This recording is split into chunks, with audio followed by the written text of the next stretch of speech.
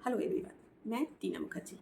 क्या आपने भी वो बात सुनी है कि आने वाले समय में म्यूचुअल फंड सस्ते होने वाले हैं?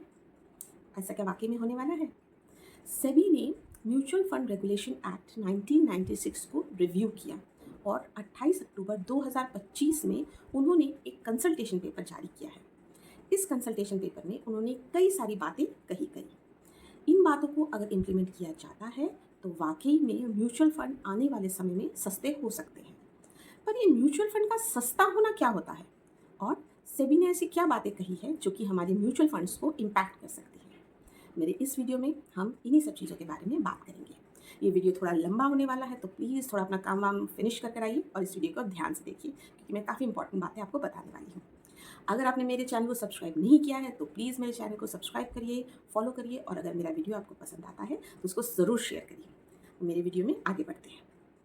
सेबी का कहना है जो हमारी म्यूचुअल फंड इंडस्ट्री है उसका AUM 75.61 लाख करोड़ और नंबर ऑफ अकाउंट्स या फोलियोज जिसे हम कहते हैं उनका अमाउंट अप्रॉक्सीमेटली 25.19 करोड़ तक पहुंच चुका है। ये एक मैसिव इंडस्ट्री बन चुकी है। तो इस मैसिव इंडस्ट्री में जो रेगुलेशंस हैं उनको अब रिवाइज करने की बहुत ज़्यादा ज़रूरत है। नए रिफॉर्म्स को लाने की ज़रूरत है जो कि इन्वेस्टर्स के हित में हो, उन्हें मैक्सिमम रिटर्न्स लाने में हेल्प करें। म्यूचुअल फंड में हमें अच्छे रिटर्न्स तब मिल सकते हैं जब म्यूचुअल फंड्स का एक्सपेंस रेशो कम हो। एक्सपेंस रेशो क्या होता है? इसे हम TER भी कहते हैं, which is total expense ratio. इस एक्सपेंस रेशो के अंदर management fees, legal fees, processing fees, admin fees, ये सभी फीस इंक्लूडेड होती है और ये TER आपकी हर म्यूचुअल फंड परचेज के समय में कटता है। ये जनरली बहुत स्मॉल अमाउंट में आपको दिखेगा, लाइक 0.2%, 1%, कहीं पर 0.05%। ये दिखने में छोटा होता है पर जब इसको आप लॉन्ग रन में आप देखेंगे, इसकी कैलकुलेशंस को देखेंगे तो ये एक बहुत ही बड़ा अमाउंट होता है। तो इस एक्सपेंस रेशो को जितना कम किया जाएगा उतना ही म्यूचुअल फंड के परचेज में आपको आपको सस्ता लगेगा, वो आपको बेहतर लगेगा, आपके रिटर्न्स को वो बेहतर करेगा। तो सेबी का जो कंसल्टेशन पेपर है वो बताता है कि भाई किस तरह से हम इस TER को कम कर सकते हैं, जिसको कम करना बहुत ही ज़रूरी है। तो अब आगे मैं बताती हूँ आपको कि क्या क्या इंपॉर्टेंट बातें की गई जो हमारे म्यूचुअल फंड्स को इम्पैक्ट करेगा, उसके एक्सपेंस रेशो को इम्पैक्ट करेगा। पहली बात जो कही गई वो एग्जिट लोड को लेकर कही गई। एग्जिट लोड क्या होता है? अगर आपका कोई म्यूचुअल फंड है जहाँ पर आपने इन्वेस्ट किया पर आपको लगता है नहीं, अब आपको इससे एग्जिट लेना है, मतलब आप इससे निकलना चाहते हैं, प्री मैच्योर विड्रॉल करना चाहते हैं, तो प्री मैच्योर अगर विड्रॉल आप करेंगे तो आपको एक पेनल्टी देनी पड़ती है जिसे हम एग्जिट लोड कहते हैं। तो सेबी का कहना है कि ये जो 5 बेसिस पॉइंट का एग्जिट लोड है इसको हटा दिया जाए। इससे क्या होगा कि जो इम्पैक्ट पड़ेगा उस इम्पैक्ट को न्यूट्रलाइज करने के लिए या बैलेंस करने के लिए उस 5 बेसिस पॉइंट को एक्सपेंस रेशो में ऐड किया जा सकता है। तो मतलब ये कोई बहुत ज़्यादा इंपॉर्टेंट चेंज नहीं लाएगा क्योंकि it's a kind of a balancing act कि एग्जिट लोड से आप 5%, सॉरी 5% नहीं, 5 बेसिस पॉइंट आप हटा रहे हैं और उसे एक्सपेंस रेशो में आप एडजस्ट कर रहे हैं। तो पहला पॉइंट इस चीज़ को बताता है। जो दूसरा पॉइंट है वो है जो म्यूचुअल फंड कंपनीज है जिन्हें हम AMCs कहते हैं, ये हमारे बिहाफ पे शेयर्स को खरीदती हैं और बेचती हैं। अब जब ये शेयर्स को खरीदती हैं और बेचती हैं तब इन्हें एक ब्रोकरेज फीस या ट्रांजैक्शन फीस आप कहिए, इन्हें पे करना पड़ता है ब्रोकरेज फर्म्स को। तो सेबी का कहना है कि ये AMCs जो 12 बेसिस पॉइंट का ट्रांजैक्शन फीस चार्ज करती हैं या ब्रोकरेज फर्म्स को देती है उसको घटा के 2 बेसिस पॉइंट पे ले आए कैश मार्केट के लिए और डेरिवेटिव मार्केट के लिए 5 बेसिस पॉइंट को घटाकर 1 बेसिस पॉइंट तक ले आए। इसको मैं आपको सिंपल करके बताती हूँ। जैसे सपोज मानिए कि 12 रुपये AMC पे करती है ब्रोकरेज फर्म को म्यूचुअल फंड की सेल एंड परचेज के लिए, तो सेबी कहते हैं कि 12 रुपये को घटाकर आप ले आइए 2 रुपये में कैश मार्केट के लिए और 5 रुपये को घटाकर आप ले आइए 1 रुपये में डेरिवेटिव के लिए।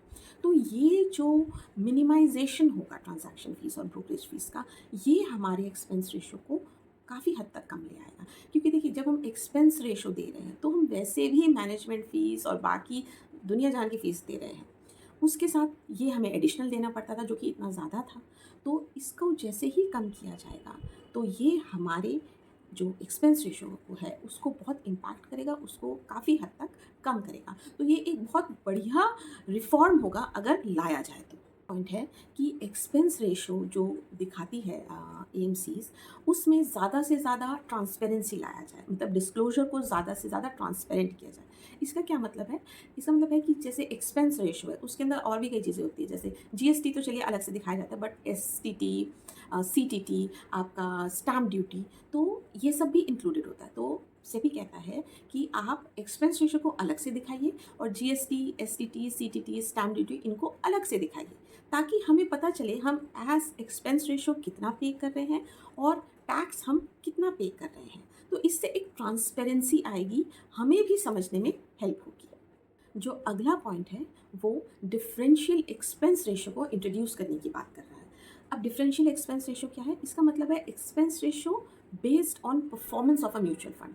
आपका म्यूचुअल फंड अगर बहुत अच्छा परफॉर्म कर रहा है, एक्स्ट्रॉर्डिनरी परफॉर्म कर रहा है, तो आप हायर एक्सपेंस रेशो इन्वेस्टर से चार्ज कर सकते हैं।